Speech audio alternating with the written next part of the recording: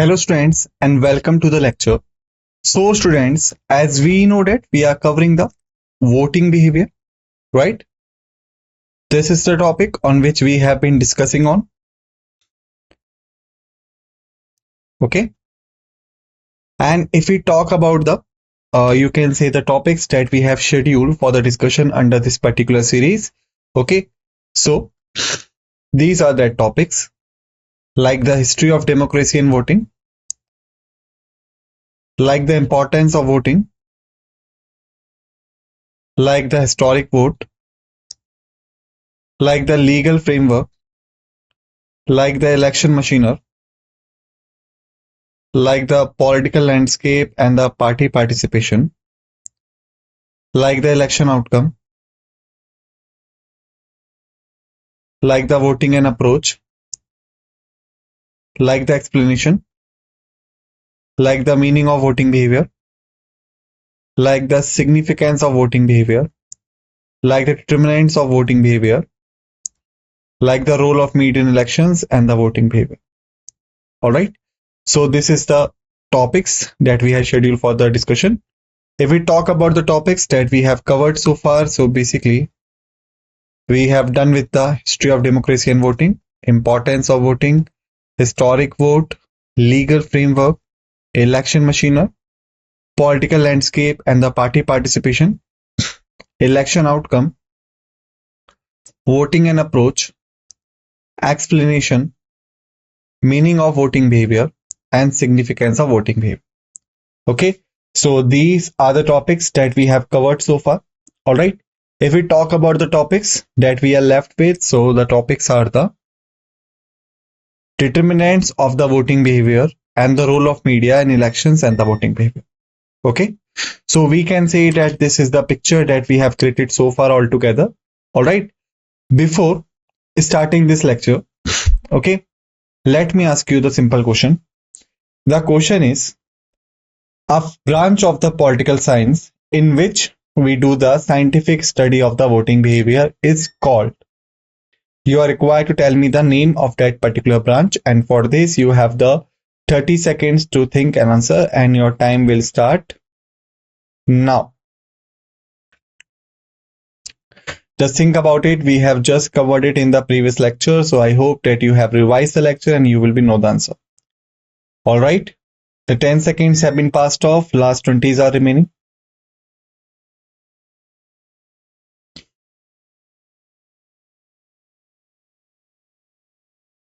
Last 10 seconds.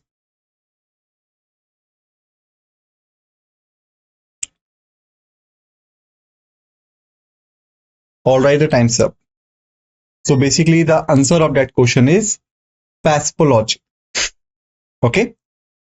And here we can revise it also. Like this is the topic that we have covered in the previous lecture, like the significance of the voting behavior. All right. And that is the thing that I have asked you, pathology. It is a branch of the political science, deals with the scientific study of the voting behavior. We had discussed that the American political scientists and the political sociologists are the one who had popularized the term, but they are not the originator of the term. Why? Because the originator were basically the Greco-polis. Okay. Why? Because in 508 BC, the first recorded instance of the voting that we are discussing right now was recorded from the Greeks in the form of negative voting, right? And we had discussed that pathology is derived from the Greek classical word paspos, that basically gives the indication towards the piece of pottery on which the votes were generally casted. All right. And that was the negative voting. So basically it was mainly about the banishment of those who were seen dangerous to the state. Right. Now let's move forward. Thereafter, we had discussed about the significance of the voting behavior, like why it is significant. So basically it was significant because of these following reasons. First is it helps in comprehending the process of political socialization. All right. Now you are required to tell me like what is the meaning of political socialization. That is also I had told you the same thing. Okay. For this, again, you will have 30 seconds to think and then I will give the answer. And your time will start now.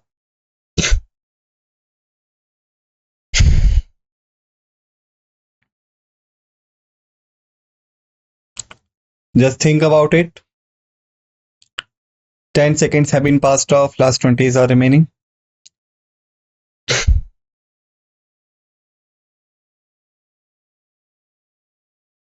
Last 10 seconds.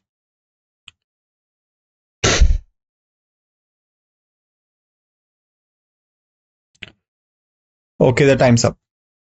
So basically, political socialization is the term that we used to give to the, you can say, practice of inclining towards the one political party by the people. Okay, like we have discussed that suppose you had the three friends, including you. Okay, you all are three friends. One is supporting Congress, one is supporting BJP, and one is supporting Aam Aadmi Party. All right, because of the mental inclination. That is what we call it as a political socialization. Why? Because if we talk about the society, in society, the particular group is inclined towards BJP, particular group is inclined towards Congress, particular group is inclined into the Aam Aadmi Party, particular group is inclined towards Samajwadi Party, particular group is inclined towards DMK and all. All right. Thereafter, we had discussed about the internalization of democracy as the value amongst the elite as well as the normal people, the general masses. We had discussed about the revolutionary ballot box.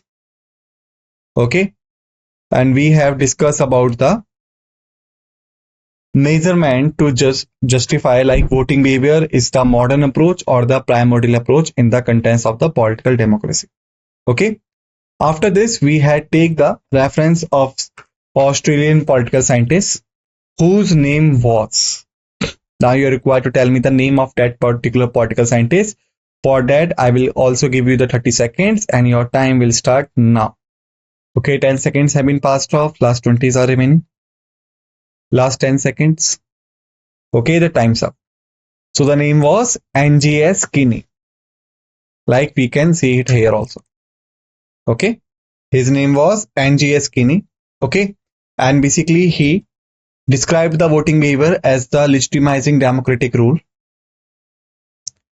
Participation in the voting process, like how does the people makes the decision, that is the decision making approach, to vote or to abstain from the voting.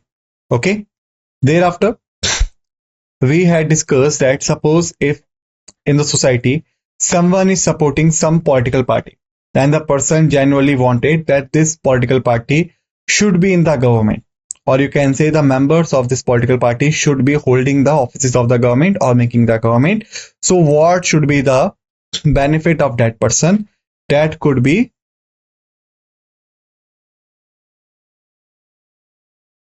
studied from the direct relation of the individual to the formal government, right? Okay. So these were the things that we had discussed in the previous lecture in the well elaborated form. Here I have just put it forward to you so that you can revise it. Okay. So basically now we will go to start the another important topic that we call as the determinants of the voting behavior. Okay. So basically you can say so far whatever we have been discussed, basically we have discussed as the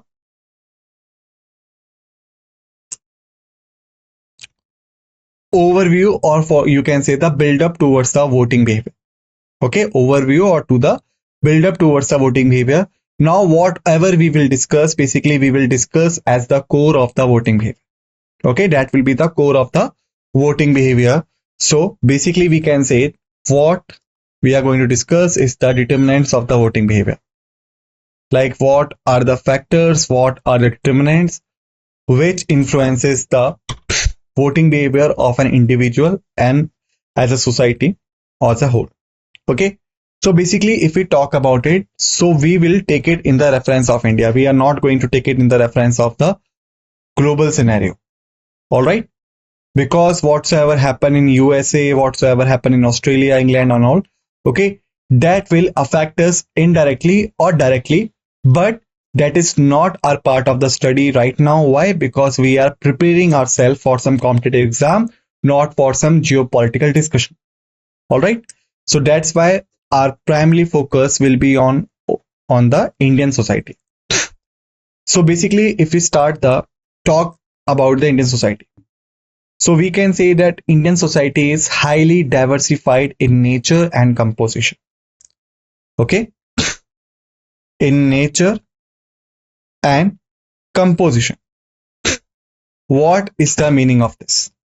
Like if we talk about the nature, so Indian society is not some small group of people. It is a huge group of people. It is one of the world's largest populations living over here.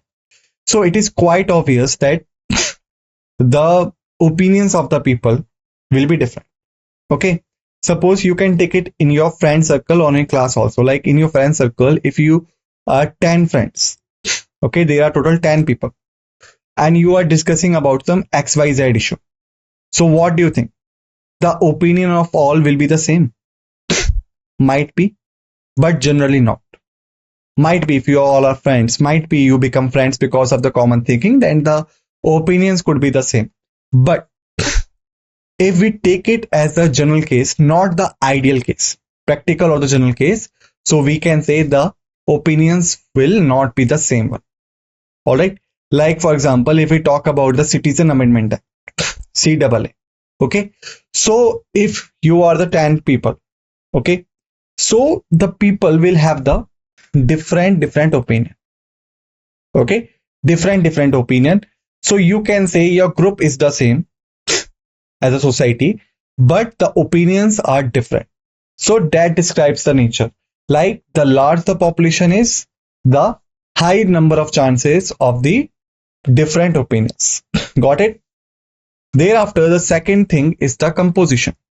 If we talk corely about the composition, and you can say if we talk core about the composition, then we know that Indian society is highly diversified as per the religion, as per the region, as per the language, and so many other factors like culture and traditions. Okay, even in the same religion, like you can say if we talk about the Hindu religion, so the practices in the north, the practices in the west, the practices in the east, in the center, in the south, the practices will be different. Similar with the any other religion, like if we take the case of Muslim religion, the practices will be different. If we take the case of Christian religions, the practices will be different. Okay, so the Indian society is highly diversified, not in the nature but also in the composition. All right, that's why voting behavior in India is determined or influenced by multiple factors. There is no one factor that influences the voting behavior of the entire society. There are multiple factors to do this kind of things. Okay, these several factors can be divided two broad categories: socio-economic factors and the political factors. All right, so remember, whatsoever factor we are going to study, these are broadly divided into the socio-economic factors and the political factors, and these are explained as below. Like first factor is the caste factor. If we talk about it, so let me give you an overview of it. Basically, if we talk about it, so we will first start it with the Indian society. In the Indian society, if we talk about the ancient Indian history, so there was a Vedic civilization, right? In the Vedic civilization, there were 4 Vedas. What are the name of these Vedas? Now, this is the another question that I'm going to ask you, and you have 30 seconds to answer, and your time will start now. Just give me the name of the Vedas, then I will give you the name. Okay, the 10 seconds have been passed off. Last 20s are remaining. Last 10 seconds are remaining. Okay, the time's up. First is Rigved, Samved, Atharved, and Yajurved. Okay, 4 Vedas are there. If we talk about the first Veda, the Rigved, so there is the chapter named as Purushokta. In Purushokta, there is an explanation of 4 Varnas, like the Brahmans, Kshatriyas, Vaishyas, Shudras. right? So they are Varnas. But over the period of time, during the Gupta Empire, most probably, the Indian society evolved into the caste also. Okay, like these Varnas further divided into the caste. Okay, and this is continued not only in the Hindu religion but also in the other religions. Okay, so basically, if we talk about this, the first factor is the caste. The caste is an important factor influencing the behavior of the voters who are casting their votes. Politicization of caste and casteism in politics has been a remarkable feature of the Indian politics. Okay, like if we take the opinion of Rajni Kothari. So, what is the saying? Like Indian politics is the casteist and the caste is politicized. While formulating their election strategies, the political parties always take into the account the factor of caste because the Indian society is still in the huge influence of the caste. Okay. So, another name was Paul Brass. Okay. So basically, he has very well explained the role of caste factors in the Indian voting behavior in the following way. At the local level in the countryside, by far the most important factor in voting behavior remains caste solidarity. Countryside is the rural India that does not get so much modernized as the urban areas. So basically, the people usually decide their vote as per the basis of the caste. Okay? Large and important caste in the constituencies tend to back either a respected member of their caste or a political party with whom their caste members identify. So basically, doesn't matter whatever political party is contesting the election. If the candidate of the political party belongs to the caste of the voters, they will generally give their vote to that political party. And if the political party having the identification with the caste members, then generally the vote will be going to that political party. However, local factions and the local state factional alignments evolved intercaste coalitions are also important in influencing the voting behavior. So here what we can say that the caste is the main important factor. All right, because usually people think that if the candidate belongs to their caste, so they will share the indirect power. Okay, because of the favor the representative will give it to them. Okay, suppose if the candidate belongs to some ABC caste and the voters are also belonging to that particular caste. All right, so voters will think because the candidate is from the ABC caste and if he got elected in the government, then he will do the favor to his caste members. Okay, that's the thing. After the caste, the another important factor is the factor of religion. Okay, religion is another significant factor influences the electoral behavior. Political parties indulge in the communal propaganda and exploit the religious sentiments of the voters. Like if we talk about the Indian society, so Indian society is diversified in composition on the basis of religion also. Okay, like in India, you can see generally there is almost every religion of the world, whether it's Hinduism, it's Islam, it's Christianity, Sikhism, Buddhism, Jainism, Zoroastrianism, any other religion. Okay, so generally political parties during the election campaigns tries to represent themselves as aligned towards some political religious propaganda. Okay, like if the voters belong to some ABC religion and if the political party showing its sympathy, its alignment to that particular religion, so it's obvious that the voters will start identifying themselves as the part of that political party. Why? Because the political party is caring of the religion. And if that particular political party got elected in the government, that generally their religion will be benefited. Okay, the existence of various communal parties has further added to the politicization of religion. Like some political parties that contesting the elections, they are purely based on the communalism. Even we can take the reference of it in the history of India. If we talk about it, then we know there were two political parties during the British India, Muslim League and the Hindu Mahasabha. The Muslim League is purely aligned towards the Muslims. The Hindu Mahasabha was totally aligned towards the Hindus. Alright, so basically these were the political parties. But their main agenda of working was backing the religion. Alright, Muslim League, Islam religion, in Hindu Mahasabha, Hindu religion. Okay. However, the Indian constitution makes the India a secular nation, but still the political parties that are contesting the elections, okay, that are promising that whenever they will be in the government, they will protect the constitution, still they never ignores the influence of the religion in the electoral politics. Okay. Thereafter, the another determinant is the factor of language.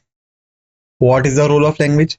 So basically we can say the linguistic consideration of the people influence their voting behavior. Okay. Generally we think that the language is the best way of communication. Alright.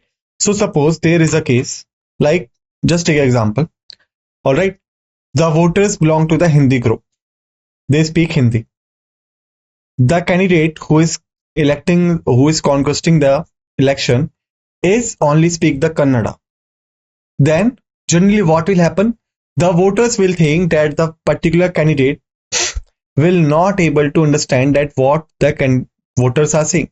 So if he is not able to understand the language, the communication of the voters, then how he will work for them. Alright. Similarly, if we reverse the case, suppose the voters belong to the Kannada group, but the candidate contesting the elections belong to the Hindi group. Then what will happen? Again, the same thought will be there. The Kannada voter will think that if the candidate who is contesting the election does not understand the Kannada language, then how will they communicate with him? How will they explain their situations to them? Okay. So generally the linguistic basis also influence their voting behavior. During the elections, the political parties arouse the linguistic feelings of the people and trying to influence their decision making. Like generally the political parties raise the candidate and giving the ticket to the candidate who is belong to the same language group as the voters belong. If the voters are Kannada, they will stand the candidate who speak Kannada and belong to the Kannada language. If the voters are Hindi, they will stand the person who well understands the Hindi. Alright. The reorganization of state in 1986 and later on the language basis clearly reflects the significance of language factor in the Indian politics. Like we know when we got the independence, thereafter we had the task in front of us to reorganize the states. And basically in fulfilling that particular task, the language factor was considered while reorganizing the states. Okay. So even in the reorganization of the state, the language was taken into the consideration. Now you could imagine by yourself like how important is the language factor in the Indian politics. Rise of some political parties like the DMK in the Tamil Nadu,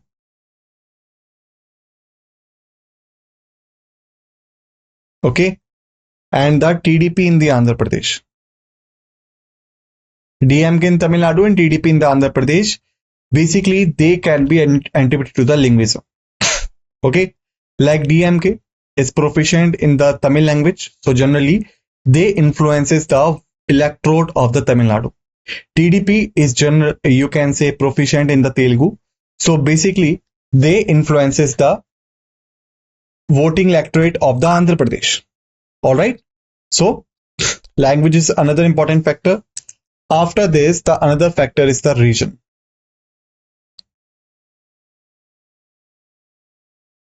Okay, regionalism and the some regionalism plays an important role in the voting behavior. The parochial feeling of the sub-nationalism led to the emergence and the perpetuation of regional parties in various states. For example, suppose if we talk about the region, For example, just take the example of the Uttar Pradesh. Uttar Pradesh having the highest population of the country. All right.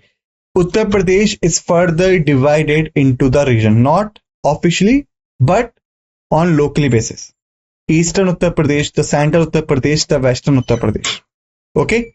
So basically the opinions and the demands of the eastern Uttar Pradesh is different from the central and the western.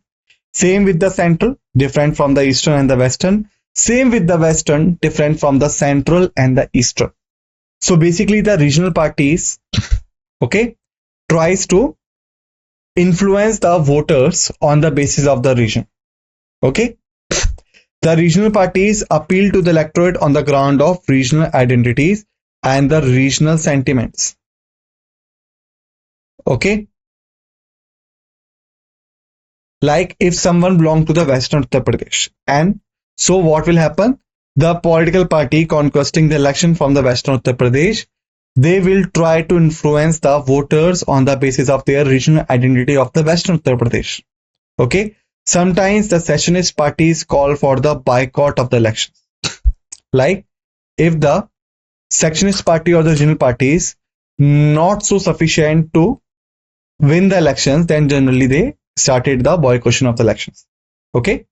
So students, basically in this lecture we have covered till here. In the next lecture we will continue from here. Till then, revise the facts and figures that all we have discussed in this lecture. Be ready for the another lecture. With this note, let's end this lecture and thank you.